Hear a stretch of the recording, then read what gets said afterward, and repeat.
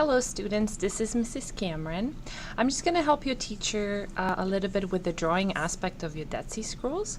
So I wanted to teach you a little technique that I was taught in art school, and this is the technique you guys are going to need when making the Dead Sea Scrolls. So you're going to need a piece of paper, and you're going to need a pencil, a cotton ball if you guys have just Kleenexes in the classroom, and then these pieces of paper. So they're like, I cut my paper into half in the squares, so you guys can use this. So the first thing I'm going to show you is what's called a sharp edge technique. So you're going to apply the graphite at the end of the paper like this. Sorry, I'm just going to switch my pencil. This is just a regular HB pencil. If some of you are artists and you have a B pencil, which is much softer, you can use that. So you're going to, just for practice, okay? I always tell my students, do one practice one, and then when you start your good piece, you can get another piece of white paper. So all you have to do is hold this paper in place, and using circular motion, you're going to push this graphite onto this piece of paper. So what I usually like to do is I do it in circles, and what you're doing is you're pushing the graphite onto the other paper. And then this is the magic part. Ready? When you move it, there's this beautiful kind of spray painted, almost like spray painted sharp edge. And when we were in art school, we had to shade everything this way so it looked nice and smooth and soft, so you wouldn't have any like pencil lines, right? Because normally when you shade, you can, to make it extra smooth, you would have to get rid of all these lines, which means your pencil has to be flat down, not like this. And then you would also have to do tons of cross hatching, or making like transitions between those so there's no white lines showing, and then blending it to actually be as smooth as this is right now, just the way it is, just using the paper technique. So this is more work than this if you want things to look 3D. Okay, so one thing you'll notice with the Dead Sea Scrolls, if you're trying to make a sharp edge somewhere on your Dead Sea Scroll, you're going to use the part of the paper that's perfectly straight. But for this drawing, my students and you guys are going to be doing the ripped edge technique. So you're going to rip your paper. Okay, and you can make new rips if you don't like this, or rip another piece of paper. And we're going to do the same technique. So you're going to apply the graphite onto the little edge where you ripped it. And if you don't like how it looks, you can rip another little piece, right? Now, I want my scroll to be dark. So instead of facing, this piece of paper in this direction, I'm going to face it towards itself. Okay? So I'm going to do the same thing. I'm going to push the graphite onto the piece of paper, and then again, magic, right? Look how it looks crinkly. It looks so crinkly, like a piece of paper. So you're going to do that all the way around till when you essentially create a scroll. So I'll show you one of the ones that my student actually completed today and handed in, so you can kind of see what they did. Give me 1 second to find it. So here's what she did. See? So she's doing the same thing I just showed you. She used this, whatever piece of paper she had, to go all the way around, and then she created the scroll. You see it?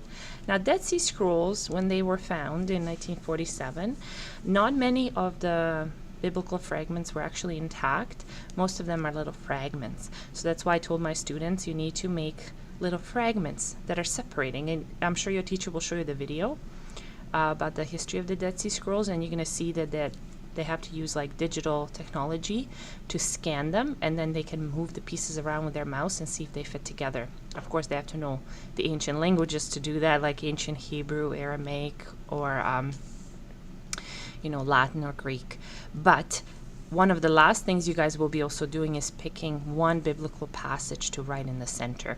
An easiest thing to do is just like Google on your phone, famous biblical passages, perhaps on a specific topic, and then writing them out on top of the scroll. So if there was writing here, it would be part of that. It would be kind of separating, right? So one thing I want to show you on your drawing here, the last part of the technique that you're going to need to master this is how to make these little rips. Okay, so I'm going to show you that next. Okay, so let's imagine that my scroll was done all the way around and I'm happy with it, and I just want to make a little rip here in the middle. Okay, so again, I'm just going to rip another little piece of this paper, and I'll show you how to make a tiny little rip. Okay, so this is super easy. You're going to pick a spot. Let's say this was your scroll and it was completely finished, right? You did this whole thing all the way around, but I want a little rip just in the middle here because then it will make it look super old, right? So you're going to put the graphite in the center, and then the key is to do a mirror. So we're going to circulate it on this side. It's like a mirror image of that, right? So I'm going to do that one more time. Ready? So you made one side of the rip, then you're going to rotate it. And the key is you want a little bit of the white showing. So you can't edge it here. You have to cover a little bit of what you've done, and then push the graphite in the opposite mirror direction from it. And then when you move it, you have a little rip. And you can make multiple little rips if you like, and then makes it look even more authentic and old. Here, I'll show you another finished piece. This student did a passage from the Gospel of Luke, chapter 1, verse 37. And they really challenged themselves here, because I even told my students, if you can go on Google Translate, you can translate any biblical passage in one of the ancient languages. And so they actually translated that passage from Luke into Greek. So when they wrote it out on their scroll, it's even more authentic in a sense that it would have been something that they would have seen. So I really hope this helps you guys. One thing that's kind of nice sometimes when you do art is to create this border, right? I always have my students do 1/2 inch border, and guess how they made the border? The same way, this way, right? They edged it all the way around, and it makes your drawings look super professional. When we were in art school, everything we did had to have a border like this to look nice and sharp. So if you want to really impress your art teacher, if you're taking art this semester, do this border on your sketch, and you'll see they're going to be super impressed. So I hope that helped you, and I'll make this shareable like on YouTube through like unlisted links, so in case you need to like watch it on your phone again. But yeah, if you ever need anything, I'm in Portable 17, and I hope your teacher feels better soon and he can see you guys in person. See you guys. Bye-bye.